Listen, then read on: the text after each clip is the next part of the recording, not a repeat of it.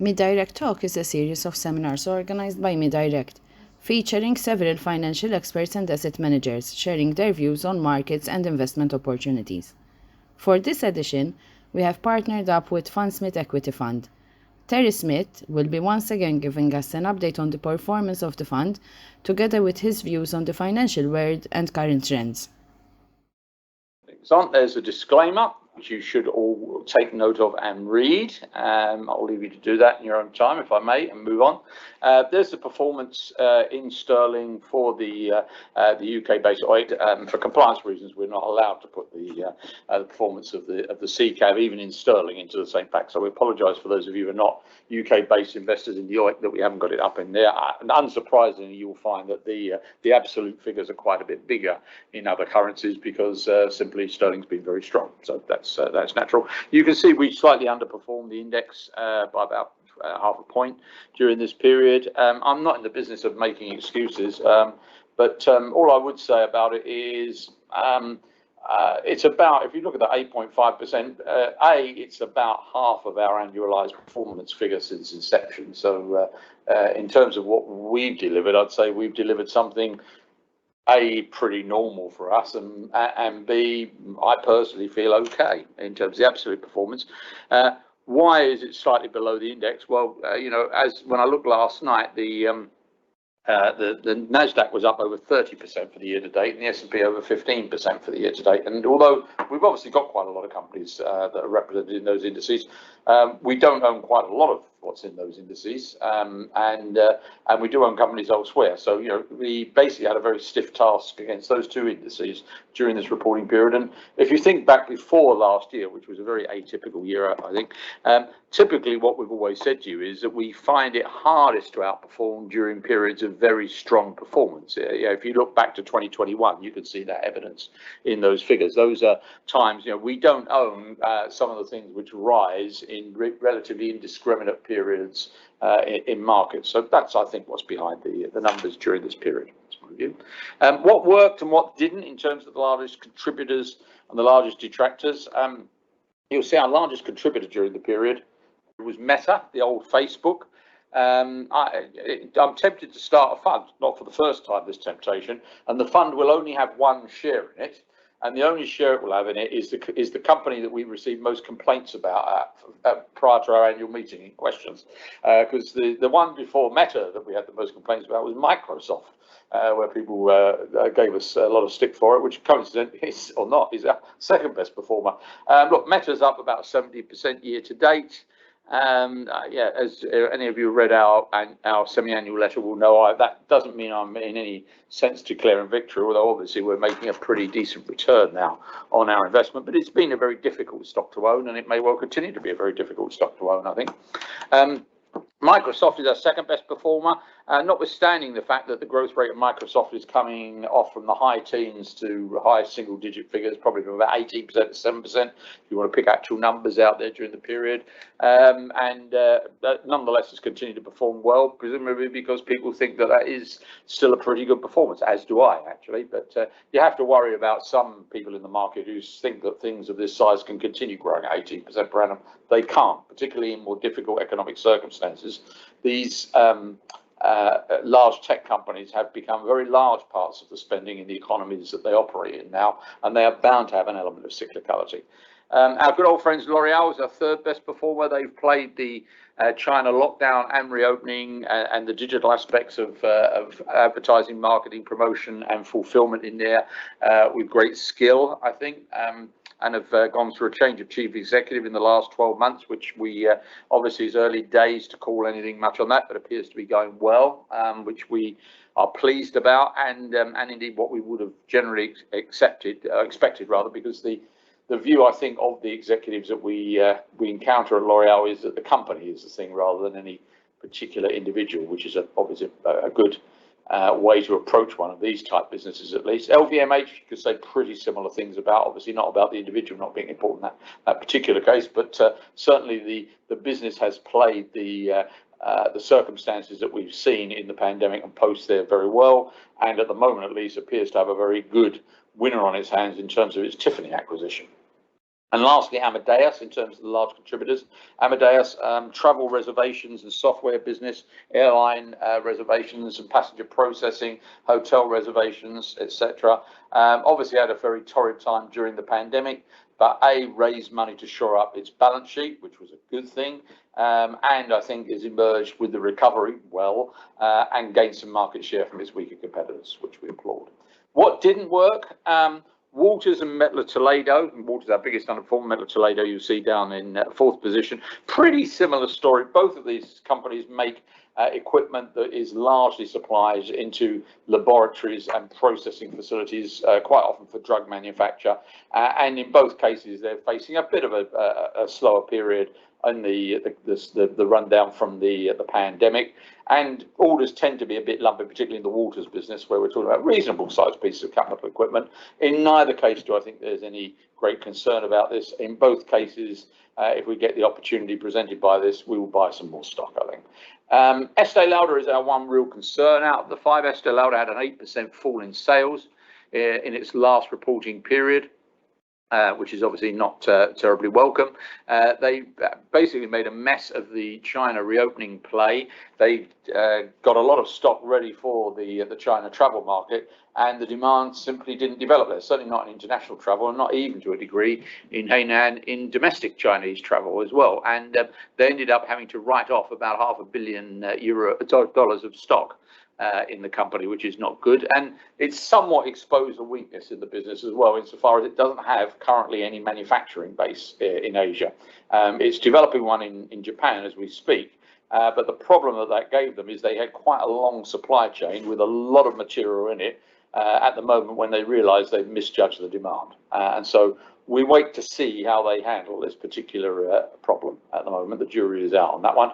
ADP really just had a bit of a poor half year after having had a very strong year before. I don't think there's anything wrong in the underlying market. People might worry a bit about the job market in view of the macroeconomic situation, but if you look at the last job figures produced by ADP, the US labour market is still pretty tight, actually. Doesn't seem to be anything material to worry about. And lastly, Philip Morris, I got this one down in my letter, you'll see, as one which puzzles me in terms of anyone who's a big supporter of so-called perfect markets theory, the efficient markets hypothesis.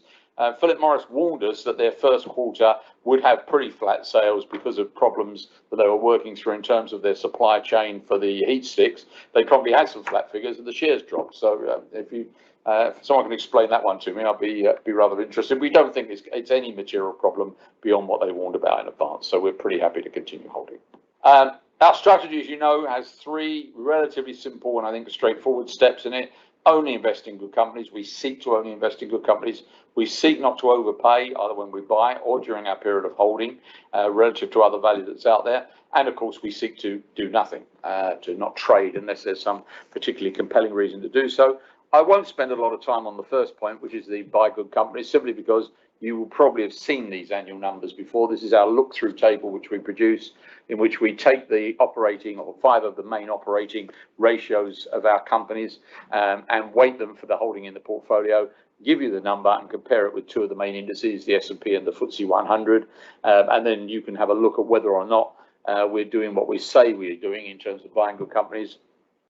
This is not updated at the half year. There's too much seasonality and it's too short a period, frankly, to draw too many conclusions to update it. So you've probably seen this before. And as you can see, all of the numbers, bar one, basically exceed the indices by considerable margins. ROC, or return on capital employed, gross margin, operating profit margin, and interest cover, all materially better. The only one that isn't is cash conversion, which was on the index average last year, which is unusually bad for our companies. And you'll see when I get on the valuation, that continues to be a problem at the moment. The cash generation by companies is at the moment very difficult to gauge. We've got some companies who've been struggling with getting enough supply and have had stockouts. We've got other companies who have reacted to that and then have ended up with too much stock. See Estee Lauder perhaps for details and that kind of thing. And at the moment, I just don't think we've got a clear gauge on where we are on cash flow. I don't think anything has fundamentally changed in the 26 companies that we've got sitting here in the portfolio. I don't think there's been a wholesale change here where they've all suddenly gone from 100% cash conversion to 88% and they're going to stay there. I just think we're having a period of unusually choppy conditions in terms of their ability to manage the working capital aspects of their cash flow. Where are we on valuation? You'll see that 30th of June, we had a free cash flow yield of 2.8%. That's a lot lower than the FTSE at 5.4% and a bit lower than the S&P 500 at 3.5%. Basically, share prices went up during the half year. As you can see, we went up 8.5% and cash flow didn't go up. In fact, it marginally went down about 2%, which is the effect I was describing to you on the previous slide. And so with that, we've got a cash flow which has gone backwards, which has become slightly more expensive. I'm not worried about the cash flow effect on it. As I said, I think that we will find that will come right. I just don't know exactly when and how much it will come right, but I'm fairly confident that it will. And I'm not that worried about the valuation. My poster child for not worrying about the FTSE 100 valuation is the free cash flow yield on Vodafone, which is one of its constituents, which when I looked last night was 48% free cash flow yield. Now, I don't think that's real. It's in the numbers, but I don't think that it really is on a 48% free cash flow yield. It might be historically, but I very much doubt if it is truly in the sort of medium-term future. And the same is true across quite a lot of the S&P 500. We think all of the energy companies are in there. They're on 20% plus free cash flow yields, and so are a few others like healthcare service providers as well. So we've got some quite big distortions from the valuation of some big constituents of some of the indices in there. So I'm not that fussed about where we are at the moment at the half year, and I think judgments based on the half year about this probably are best suspended. Do nothing. You'll see that we actually did some things during the half year, but nowhere near as much as we've done during the previous couple of years, when obviously events surrounding the pandemic produced a lot of opportunity stroke problem for us to have to think about and deal with. We sold 2 stocks, Adobe and Amazon, and we bought 1, Procter & Gamble. Adobe hopefully didn't come as too much of a surprise to anybody who read our annual letter, where we said we were very concerned about their proposed acquisition of Figma, the business which enables you to do collaborative work on graphic documents on the web. And they're paying $20 billion for that. We think it's almost certainly too much. And we say almost certainly because they won't give any figures, which is kind of an unusual situation, to put it mildly.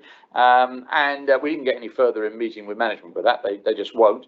And of course, they may not get it. The regulatory authorities have yet to opine, but quite possibly will be against it. The problem with this one is I think that it actually, even if they don't get it, reveals a potential weakness of some significance in the Adobe competitive position, and how they're going to address that if they don't get Figma, I don't know. So I was unhappy whatever happened here. I was unhappy if they got it, so I thought they were paying too much, and I'm happy if they don't get it, because I wonder how they're going to solve the problem. And so, not wishing to be continually unhappy, I sold them. Amazon I sold. We'd owned Amazon for about 18 months, not very long.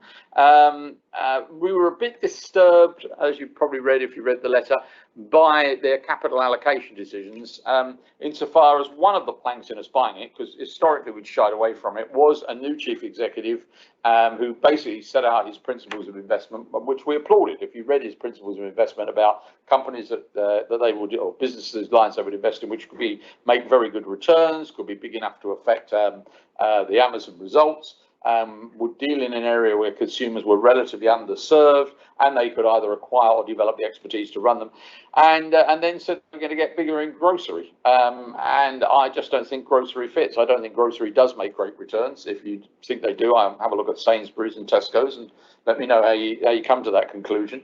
I don't think that the consumer is underserved in grocery in any of the developed world markets, basically. And I don't think that Amazon have any expertise, nor does it appear they can acquire it. They acquired Whole Foods, and it's been a problem so far. So we were disturbed by that enough for me to say, well, we came into this after a long period of concern about those things, those concerns there. It's not the only concern, by the way. There are others, and grocery isn't the only part of their operation that highlights that for us. There are others as well, but that's the one to put forward as an example for you to illustrate what we think the problem is. We started by Procter & Gamble. I'm sure you're familiar with it. It's the world's largest FMCG company. We have owned up Procter in the past. It's had a relatively poor last year or so, gave us the opportunity, we think, to get back in there.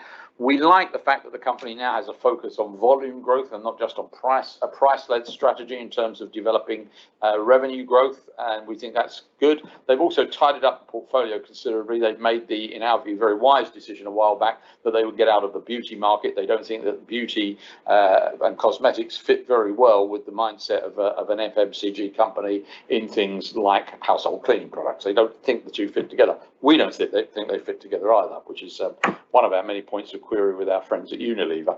But anyway, we decided that it was time to get back into Procter & Gamble. So we started buying some Procter & Gamble. And I think that's it. I think the actual turnover that involved was about 6% of the portfolio. So 6% turnover in the first half. So that's kind of around about our normal average when we do have positive turnover. I'll pause there. As I said, considerably shorter than half an hour. Leave it to you. Hand over to you. Yes, that was the quickest I've ever seen you do that, Terry. Well, there wasn't a lot to say this time, Peter. It wasn't because I was speaking quick, any quicker than usual, I suspect, but there we go. Just less to say. Excellent. We do have some questions in, but as I said earlier on, if you want to hit the Q&A button, everybody, and ask questions, we'll endeavour to answer as many as possible. So first question for you is a bit of an outside one.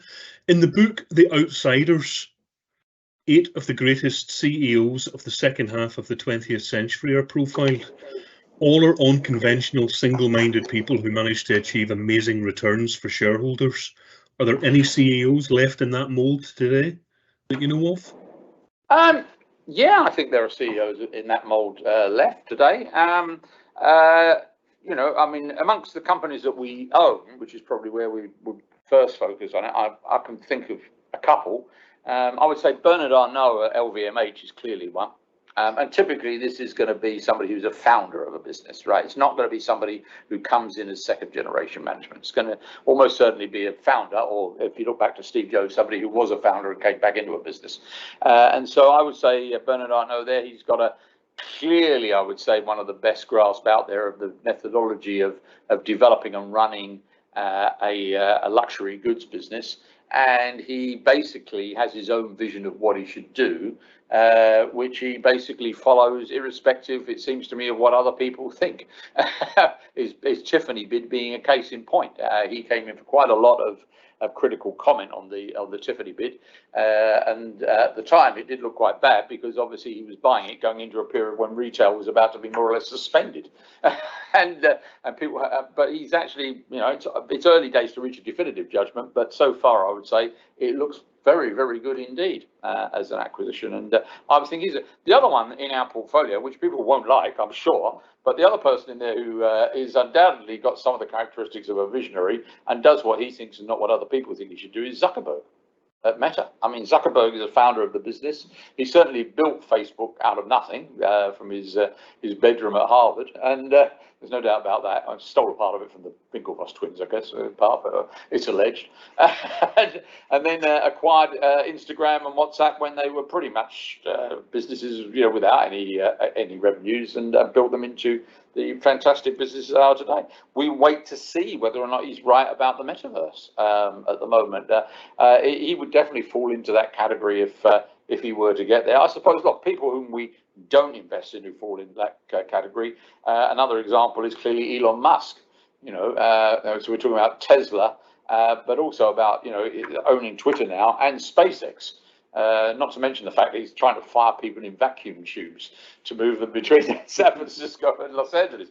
I mean, yeah, we're clearly talking about someone with a vision who follows it. But as that may illustrate, not everybody who's got a vision necessarily builds a viable business. You've got to, you know, I've got no clue about SpaceX at the moment. A bit early to tell, I suppose. But even Tesla, you know, the performance in share price terms until relatively recently was obviously very good, but the actual performance, whether it's in terms of quality of vehicles or financial performance, is highly questionable. But yeah, those. I think that the thing about the visionary thing is, what I'm trying to illustrate with that comment is, I think it's quite variable in terms of the outcome. Quite a lot of visionaries don't make it. Okay, thanks. Can you discuss the impact of rising rates on our consumer staples stocks? Yeah, I don't think there's very much direct impact from rising rates on the stocks. I mean, we've not got any of the consumer staples with high leverage, for example. What I think it does do is it affects consumer demand to a degree. At the same time as we've obviously got inflation, which is the whole reason we've got rising rates at the moment. And what we've seen so far is that the consumer staples have been able, pretty much across the board, to raise prices in order to compensate for input cost inflation and not lose volume growth whilst doing it. That's what we've got in the rear view mirror at the moment, if you like. I suspect what we've got coming up forward is that is close to or has ended.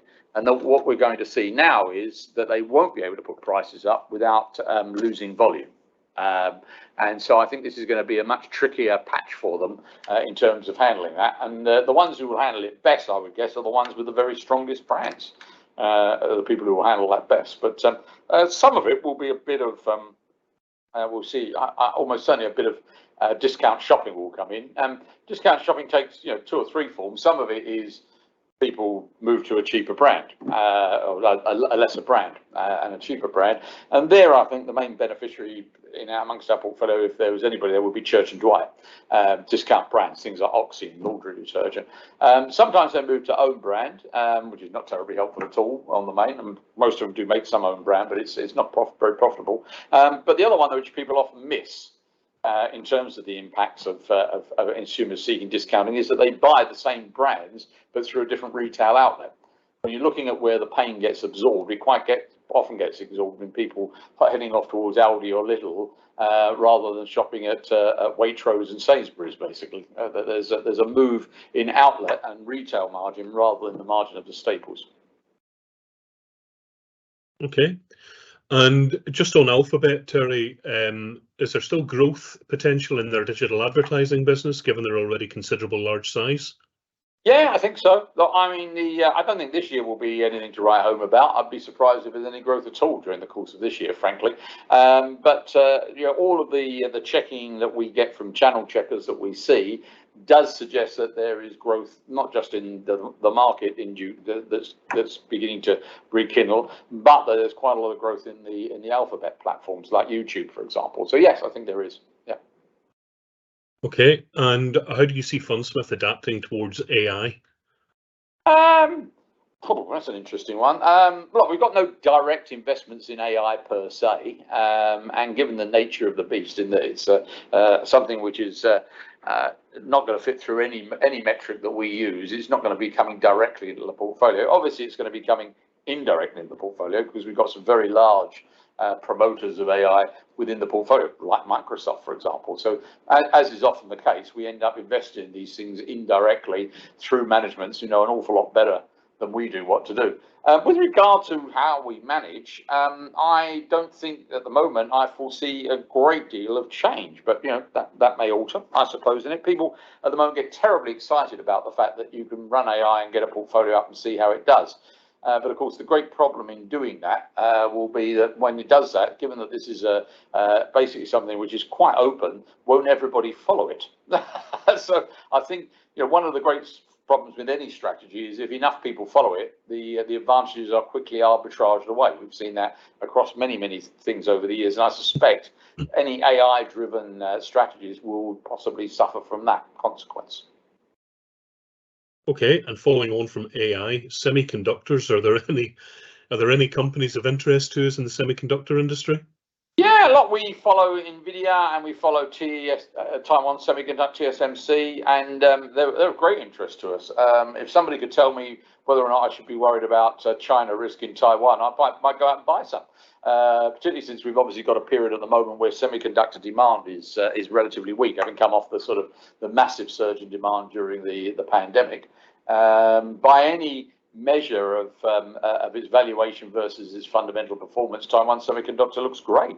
Whereas Nvidia is obviously, it's in some way completely, more than completely probably in the price. So we're not likely to go out and buy it given the sort of PE that it's on. But Taiwan Semiconductor, I think, is very interesting. A great leading position and so on, but it's clearly valued that way because of the geopolitical risk of some sort of action in Taiwan, whether it's some sort of blockade or military action, or military action following a blockade is clearly why it's sitting there on the kind of rating it's on. Okay. And given the latest changes in the portfolio, is it fair to say that you're changing the strategy to be more defensive going forward? I wouldn't say that we're being more defensive, no. I mean, the way that we think about it currently is that we really should have a portion of the portfolio in each of a series of subsectors, basically.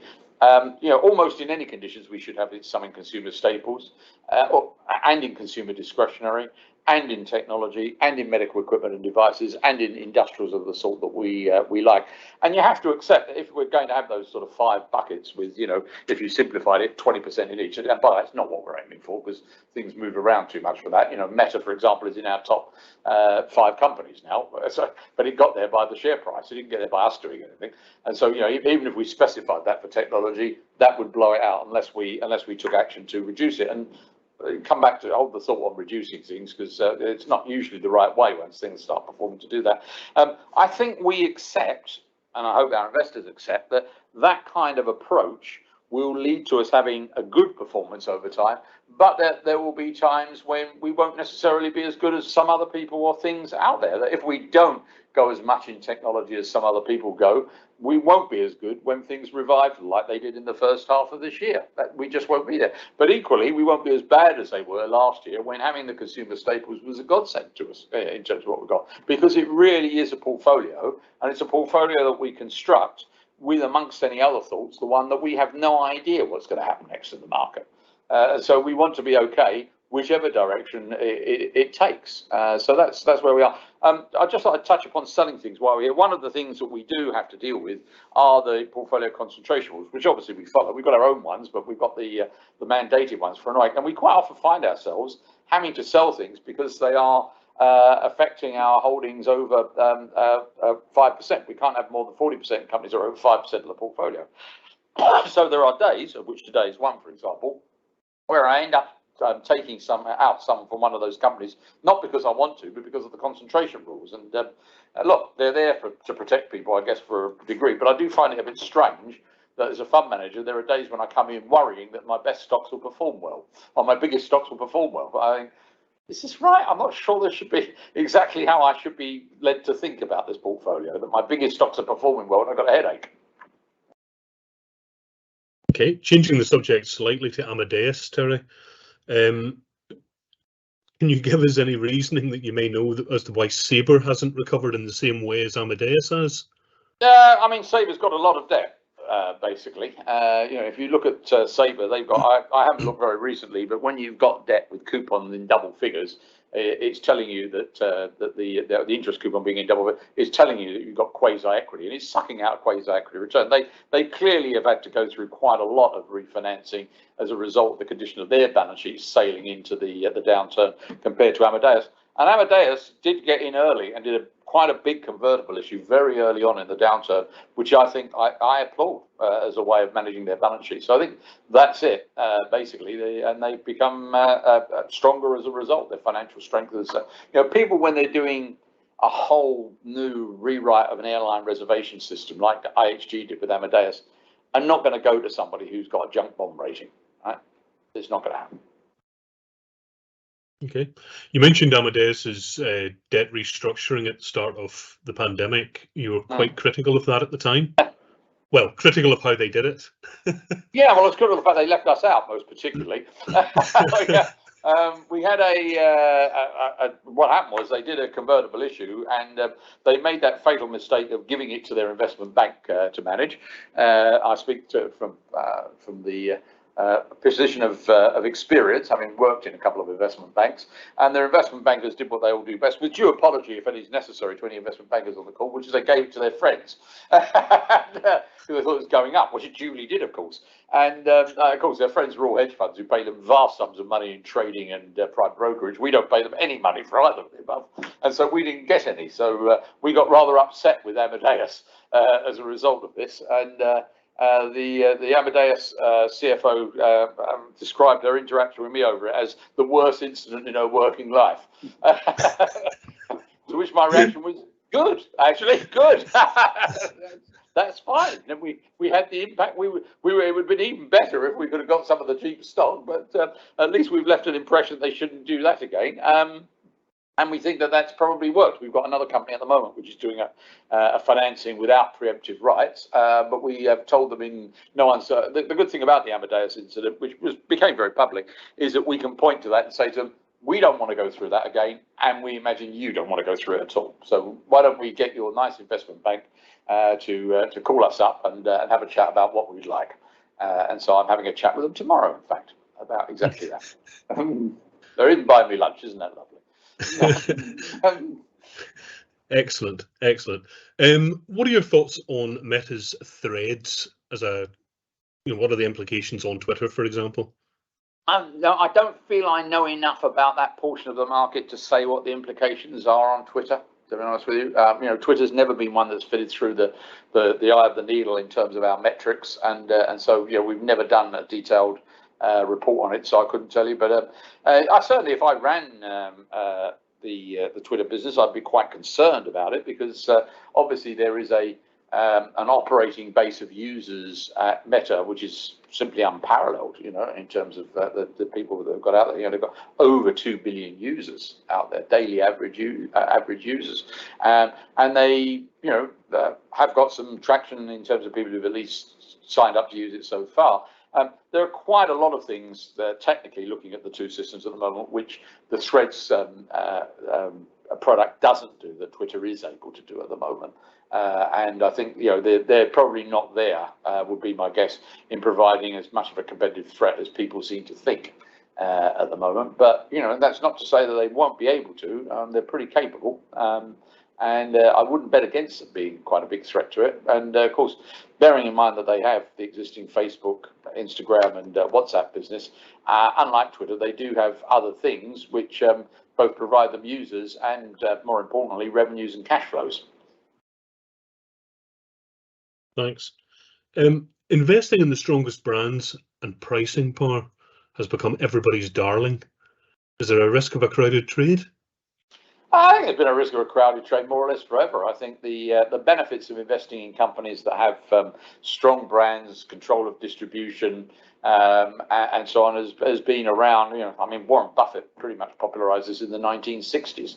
So I don't think we've suddenly alighted upon it. I think it goes in and out of fashion. And there are periods when it's in and periods when it's out of fashion. It obviously came into fashion a bit with the defensive nature of these kind of companies during the pandemic, and it will begin to wane in fashion presumably if we have a continuous run in the more highly rated sort of tech area of the market. But I don't think there's anything new in that essentially, and we don't have to own a particular percentage of them. We own nearly half of our portfolio in consumer staples approximately. When we started, I think we got a bit over half at one point, about 56%. We now own about half that in consumer staples. So it's we've changed quite a bit over time, and I think we will continue to change, is my view on it. We don't think anything like this is something where you just go, oh well, I'm always going to own that percentage in this. It depends what opportunity the market presents to us over time. Okay, and just on that, do you expect the portfolio earnings growth to be lower over the next 5 years compared to the last 5 years? No, not really. I really don't have a firm view on macroeconomics. My view on macroeconomics is best expressed by Charlie Munger, I thought. You said, if you're not confused, it shows you don't understand it. And so I'll freely admit to being confused. I don't know what's going to happen. Really don't. But it's a reasonable bet that we might well endure a recession. And if the US, I believe, has never managed to get the Fed funds rate over 5% without managing to provoke one, which is where we are at the moment.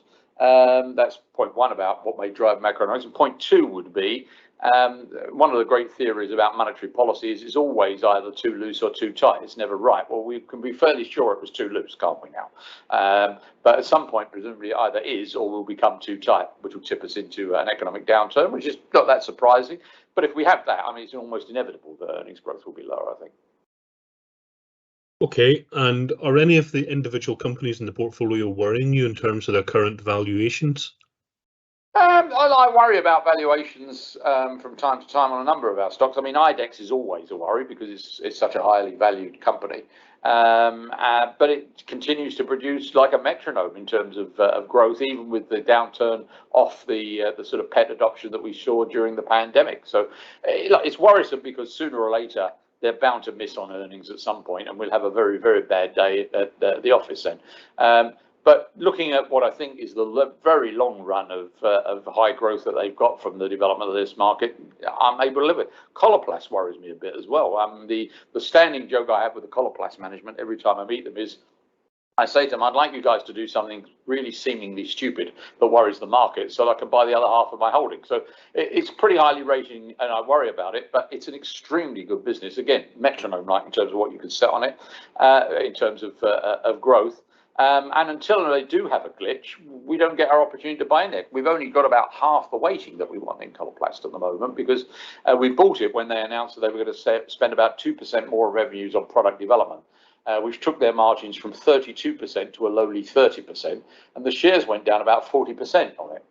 Which gave us our opportunity to start buying, but they've since recovered and recovered their rating very significantly, and we're not buying any more at the moment because of that. But we hope for a further opportunity. Mettler Toledo is pretty similar. We still haven't got a full holding in Mettler Toledo, and that is partly about the valuation. But the downturn in laboratory equipment sales probably will give us another opportunity out there.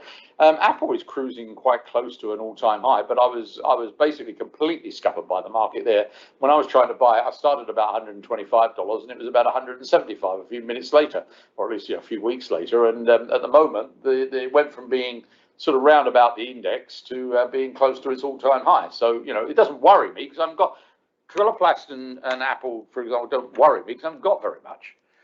In fact, it's almost the fact that I worry about the high valuation persisting and me not getting the opportunity to buy what I want. I would put it that way around. Okay, I suppose the converse of that then is Novo Nordisk, being the size that it is within the portfolio, given that we've held it for as long as we have. What's your thoughts on Novo Nordisk going forward with Wegovy and Ozempic? And look, I think that the obesity drug market is a runaway hit. Essentially, and you have to bear in mind that at the moment it's only available in 3 markets, and we've got the sort of sales success that we've seen at the moment, so it's clearly going to develop beyond that. I think it has a lot of clinical support from people, because I think I talk to medical professionals about it, and literally go and visit them and talk to them about it, and they say, look, in prescribing this, we don't wish it to become a lifestyle drug, and we do wish it to be supplemented by changes in lifestyle by people who are using it, and this gives them a kickstart into be dropping some of their weight and being able to become more mobile again and all the other things that they need to do. But there's absolutely no doubt that deploying it is either diminishing or getting rid of other comorbidities, which will prove very problematic for the individual and very problematic for health systems. So, fairly obviously hypertension is one, diabetes itself is another one, heart conditions, cardiovascular conditions related to it. There's a lot of indications out there which are affected by this. There are some that you don't get reported at all, but it's definitely having a positive impact on them. Just there's not enough clinical data yet to get beyond the anecdotal. And so, look, I think there's strong clinical foundations in how it affects people in terms of the prevention or a reduction in other conditions to make it a really good thing. The biggest area of noise that we've had in the last 6 months, I would say, and I think this will continue, is likely to be around a couple of areas. One is competition. because obviously we've got competition at the moment for Mounjaro out there. So there's another drug out there, although at the moment that's not actually labelled for weight loss. That's Mounjaro is labelled for diabetes, hasn't yet moved across in labelling terms. I suspect the FDA may have a fit about this, but I suspect the drug company may just not relabel it, and they may just have Mounjaro for both diabetes and weight loss, rather than, as Novo got, Ozempic and Wegovy. And we're seeing competition in America from pharmacies doing a generic version using semaglutide salts, which is almost certainly illegal, and is being pursued at the moment, and probably isn't very wise, I suspect, to use something which is an unlicensed. I don't think I'm going to be injecting myself with an unlicensed generic in the very near future. And in China, we're already seeing the development of sort of noise along the lines of, well, we're not sure those semaglutide patents work in China, kind of thing. I wonder what will happen next. But when I talk to people about competition, I say, well, we never declare victory, as I say. We're always paranoid. We always think about what we're hearing. We don't poo-poo it or anything like that. But were you expecting there not to be any competition? You think a market which is currently estimated at more than $50 billion by the end of the decade was going to have one drug, right? If it's $50 billion and our friends at Novo have got the lead in it, have 25% of the market at the end of the decade, it's a runaway success, basically.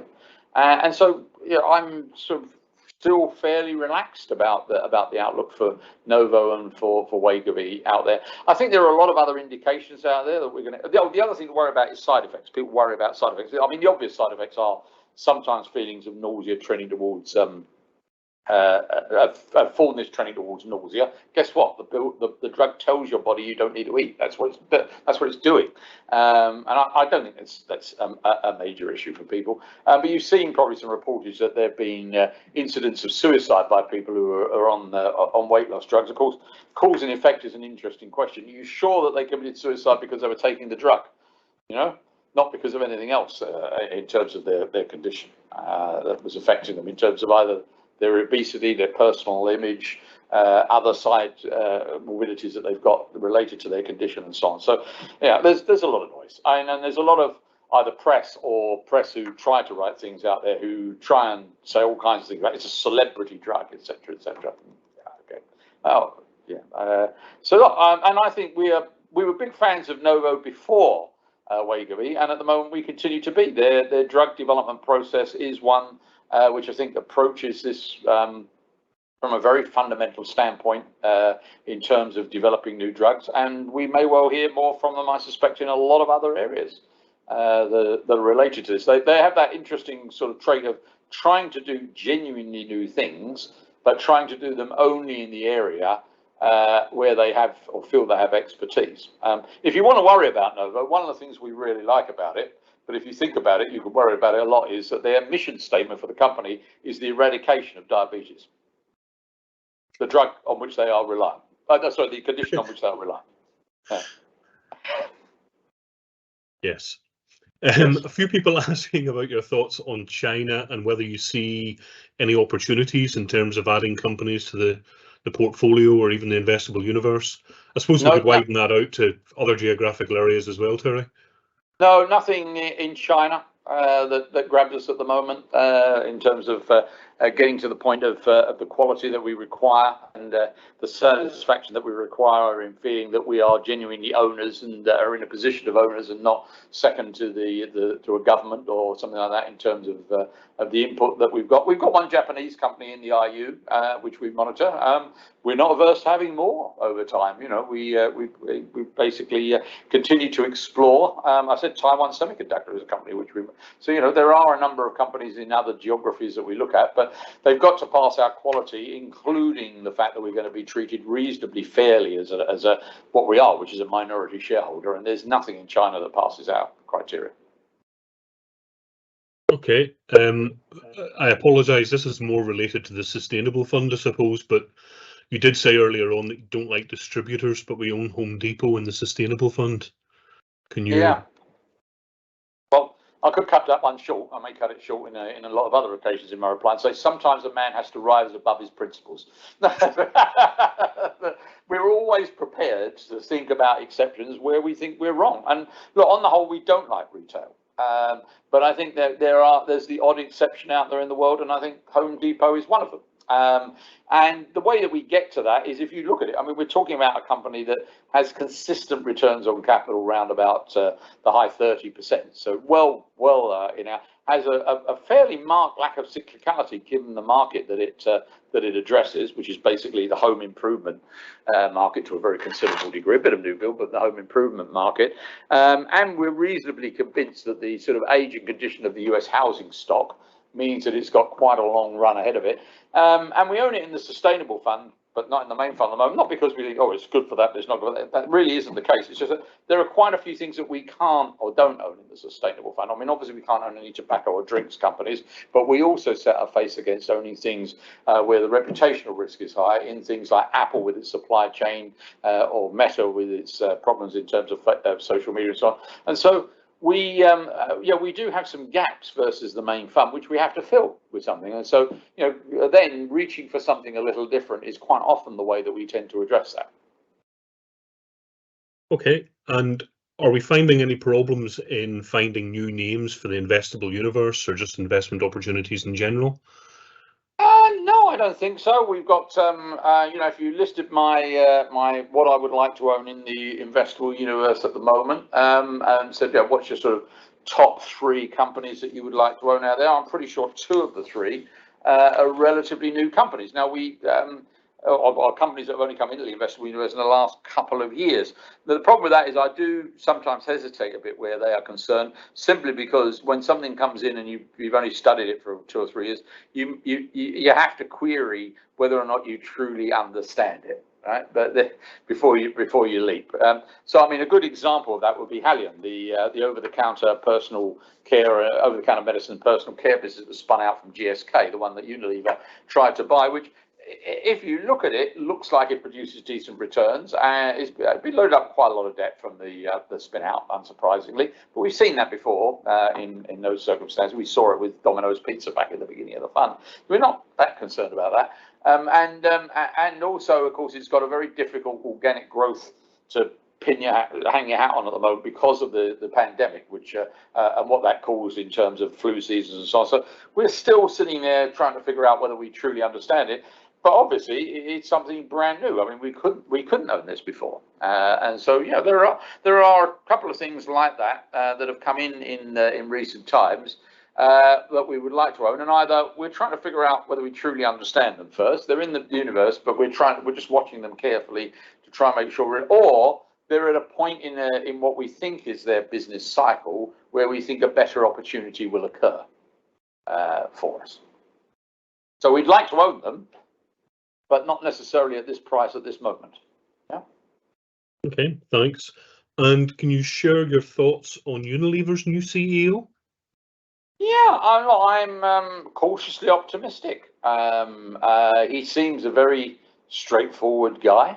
And from the little I've seen of him so far, I would gauge that he's got off the table at the moment any major M&A activity or any of their frequent reorganisations that they announce in the company, which don't ever seem to change anything, and that he may be set on trying to make the businesses that they've got the best that they can be, which is what we would counsel doing. I mean, this is a company that's got 14 brands with over €1 billion in sales. It doesn't lack good brands. It's got 2 brands with over €4 billion in sales, right? It doesn't lack good brands. It probably has unparalleled distribution in the developing world.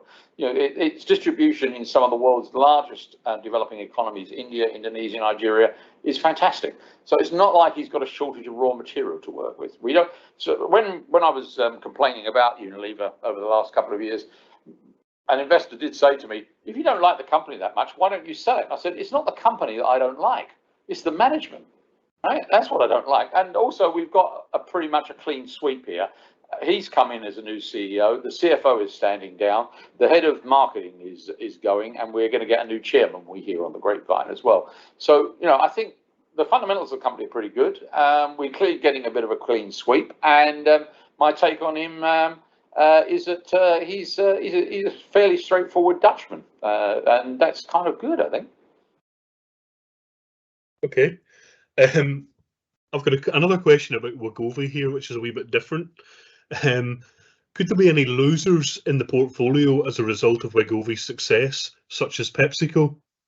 I don't think so. I think if anything, they're more likely to be successful. Sadly, some people will take Wegovy and not change their lifestyle. They'll consume more of the darn stuff. I mean, obviously, genuinely, that's not what we would like, or indeed anyone I hope prescribing it would like as an outcome. But I think that's far more likely. No, I don't think there's going to be a downturn in Pepsi sales as a result of it. Yes. A question about BAT. Does it feature in the investable universe, and why Philip Morris over BAT? Yeah, it does. Look, I mean, I think when we started, one might have said it was a fairly even choice between the two. That you could have easily made an argument for either. I think latterly it's become the case, and if not amongst the jump balls you may have had at that time, and we're talking back over a dozen years ago, was BAT still carried some US exposure, and Philip Morris had no US exposure. And if you're thinking about the nature of markets, you being out of the US market, that sounds at least like it's a good idea in this particular product area. So there's that. Latterly, they have diverged a bit in terms of how they're developing, in that the BAT smoke-free reduced risk product thrust has mainly been in vaping. Whereas Philip Morris has obviously been in the heat not burn product, IQOS, and now, of course, with the acquisition of Swedish Match in the nicotine pouch area. And for what it's worth, I think those two are superior. I think they're superior for a number of reasons. One of them is the heat not burn product appeals more to smokers because it is still a tobacco product. So it tastes like tobacco, which smokers tend to like, and it doesn't have the same level of risk of riling regulators for sales to underage people coming into the smoking market. That's not where it's at in terms of where it's angled. And so I think that's a superior product that way. And I think the Swedish Match product is a runaway success, which they've done well to get, basically. There were quite a few shareholders whom I know in Swedish Match who were up in arms about Swedish Match selling out to Philip Morris. I mean, we, a few years ago, some people may recall, started buying a share and sold it within 1 year without ever disclosing what it was, which is we've never done on any other occasion. And the reason for that was it was Swedish Match. And we started buying Swedish Match and quickly ran it headfirst into a brick wall of lack of liquidity. We simply couldn't get the size of holding that we needed in it because it was so tightly held. And those tightly held stakes were quite upset about the sale to Philip Morris. But Philip Morris played it very well. But look, that's the history of why we're in Philip Morris and we're not in BAT. Okay, thanks, Terry. A couple of questions in one here for you. You mentioned in the half-yearly letter that we sold a number of companies based on our lack of confidence of the board's capital allocation discipline. Yes. Do those stocks typically, obviously they fall out of the portfolio, do they fall out of the investable universe as well? Or have we actually excluded anybody from the investable universe on the same basis? Yeah, look, there's no set rule on that. Sometimes they fall out of the portfolio and stay in the investable universe, and we'll have a think about it. So that's exactly where Adobe is, for example. That's where Amazon is. We'll think about that. I mean, for all I know, in a moment, Mr. Andy Jassy at Amazon's going to declare that I was right and reverse all engines. I don't know. So stranger things have happened, although not many. I don't know. We will certainly think about Adobe when we see the outcome on Figma in terms of where we feel that it's positioned then. But there are examples in the past that I can think of where we have owned companies. We think the capital allocation decision has gone badly. We haven't been able to make inroads into the thinking of the management, and it's gone out of not only the portfolio but the investable universe. I mean, the one that immediately springs to mind is J.M. Schmucker, which is American food business, makes what we call jam and they call jelly, and peanut butter and coffee, Folgers coffee, and bought into the pet food snacks business, which we liked. But made a complete hash of it. And it's a family-controlled business. We didn't seem to be able to get through to them in terms of what we thought the problems were. And so we were left with the unfortunate, it didn't cost us any money as it happens. We exited for no loss, in fact, profit on their holding, which is fortunate. But we sold from it and thought, look, this is sufficiently bad in terms of the approach to getting it wrong, that we think has got to go from the investable universe as well. I mean, we all make mistakes. I mean, I've got plenty that you can all point to, and management make mistakes in companies. I've run a couple, so I sure know about that. But the important thing is about what you do, what you learn from them. You know?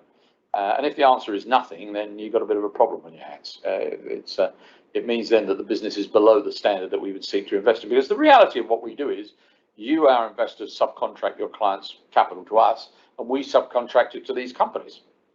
They go and reinvest the earnings that they retain, and we expect them to do it well. And that's the whole point in owning them. Yeah. Okay, thanks. I have one question that I think I'm going to finish on, which you might like. Oh, right. Oh, good. Any thoughts on starting a fund without rules surrounding concentration rules, given your worries that you've described around plucking from flowers and watering weeds? Funny you should mention that. I think, to clarify, I think that people should be aware of concentrations within funds. I'm certainly not against that, but I would have said disclosure is probably the answer, isn't it? That providing somebody provides clear and timely disclosure of concentration risk, then I think you all know what you've got and you can deal with it. And we could give you concentration risk in close to real time, certainly daily, in terms of concentration risk. But I am troubled by the fact that I've got shares where I come in, and today is one of those days where the first conversation I have with our dealing team is, if one of these three companies goes up, then you're going to go over your 40% limit. What do you want to sell? And the answer is, well, I don't actually want to sell any of them. It's not an obvious way to run a strategy of this sort, is it? No. Okay, thank you very much, Terry. To all the team at Fundsmith, thank you for this very interesting presentation. Our team of advisors are available if you have any further questions. Further information on the fund discussed can also be found on our website, www.medirectalk.com.mt. Thanks, everyone.